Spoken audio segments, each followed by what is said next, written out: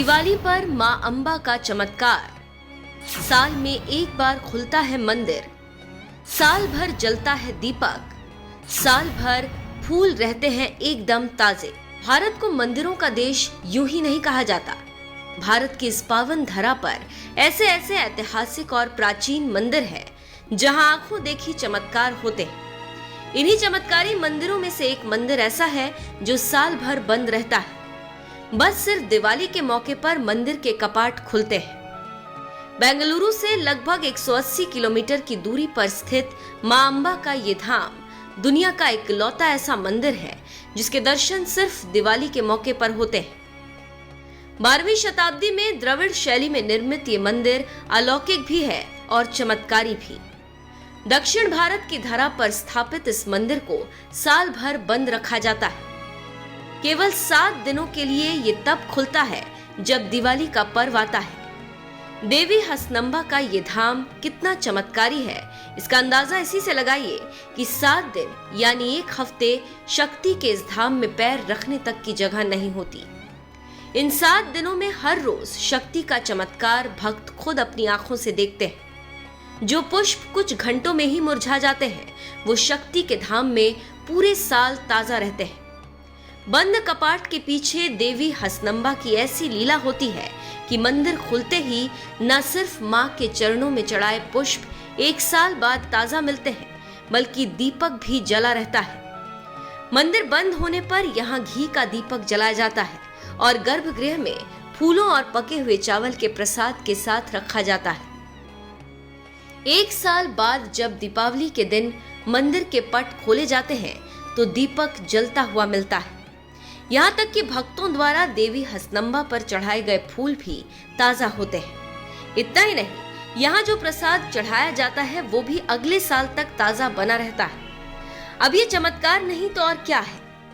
12 मास तक फूलों का ताजा रहना, दीपक का निरंतर जलना और तो और चढ़ाए गए प्रसाद का खराब न होना, माँ के इसी चमत्कार के साक्षी यहाँ आने वाला प्रत्येक भक्त होता है। इस मंदिर से जुड़ी पौराणिक कथा यहाँ आने वाले भक्तों की जुबान पर होती है। कथा अनुसार एक बार जब 7 मातृका यानी ब्राह्मी, माहेश्वरी, कौमारी, वैष्णवी, वारही, इंद्राणी और चामुंडी दक्षिण भारत में तैरते हुए आई तो वे हसन की सुंदरता देखकर हैरान रह गई और यहीं बसने का फैसला किया।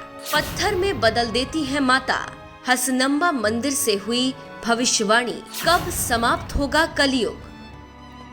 ऐसी मान्यता है कि देवी हसनंबा ने अपने भक्त एक बहू को प्रताड़ित करने वाली सास को पत्थर में बदल दिया था। इसके अलावा हसनंबा के गहने चुराने की कोशिश करने के बाद देवी ने एक बार 4 लुटेरों को पत्थरों में बदल दिया।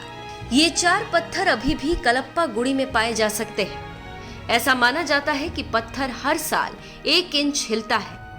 माना जाता है कि जब ये पत्थर हसनंबा के चरण कमलों तक पहुंच जाएगा तो कलयुग समाप्त हो जाएगा। इस बार भी मंदिर में 1 हफ्ते तक पूजा पाठ होगी। मां हसनंबा के दरबार में भक्तों की भीड़ उमड़ेगी। अंतिम दिन पूजा पाठ करने के बाद मंदिर के कपाट बंद कर दिए जाएंगे। हालांकि कपाट बंद करने से पहले एक दीपक जला दिया जाता है और साथ ही मां के चरणों में कुछ ताजे फूल रखे जाते हैं। अगले साल जब मंदिर के कपाट खुलते हैं तो यही फूल ताजे मिलते हैं और यही दीपक जला हुआ मिलता है।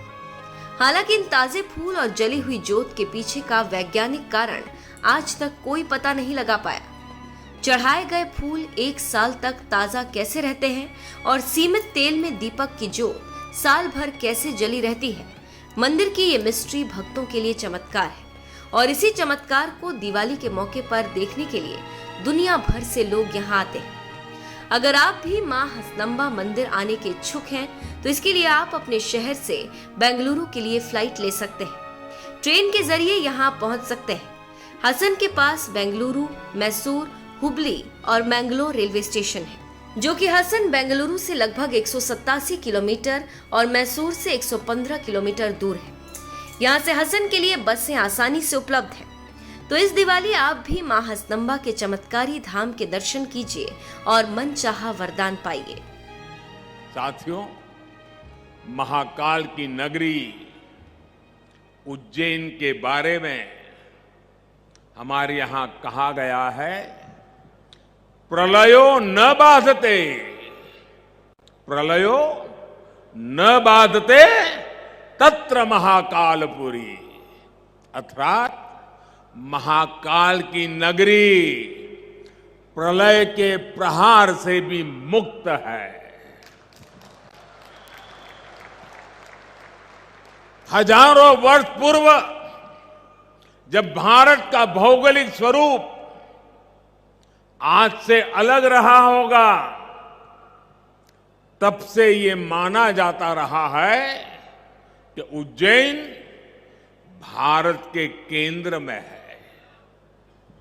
एक तरह से ज्योतिषीय गणनाओं में उज्जैन न केवल भारत का केंद्र रहा है, बल्कि ये भारत की आत्मा का भी केंद्र रहा है।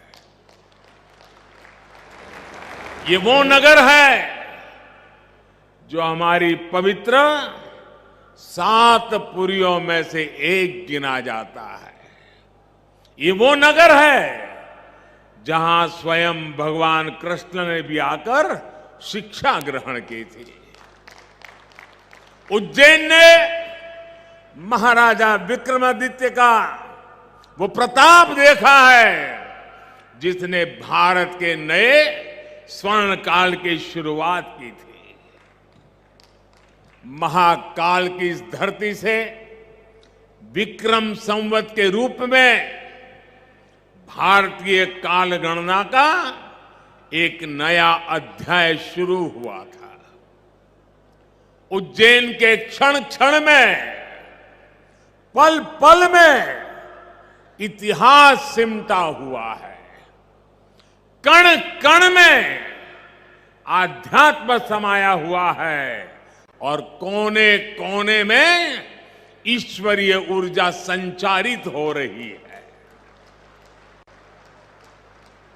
यहां काल चक्र का 84 कल्पों का प्रतिनिधित्व करते 84 शिवलिंग है। यहां 4 महावीर है, 6 विनायक है, 8 भैरव है, 8 मातृकाएं हैं, 9 ग्रह है, 10 विष्णु है, 11 रुद्र है, 12 आदित्य है, 24 देवियां है और 88 तीर्थ है।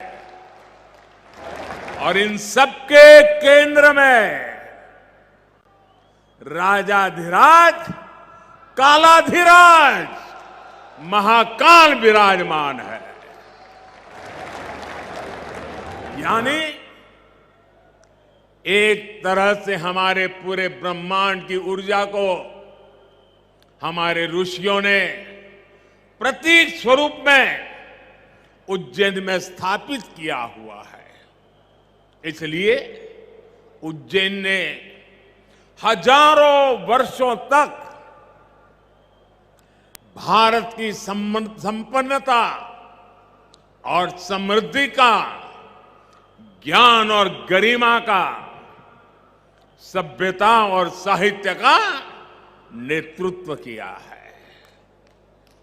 इस नागरी का वास्तु कैसा था, वैभव कैसा था, शिल्प कैसा था, सौंदर्य कैसा था, इसके दर्शन हमें महाकवि कालिदास के मेघदूतम में होते हैं। बाण भट्ट जैसे कवियों के काव्यों में यहां की संस्कृति और परंपराओं का चित्रण हमें आज भी मिलता है। यही नहीं, मध्यकाल के लेखकों ने भी यहां के स्थापत्य और वास्तुकला का गुणगान किया है।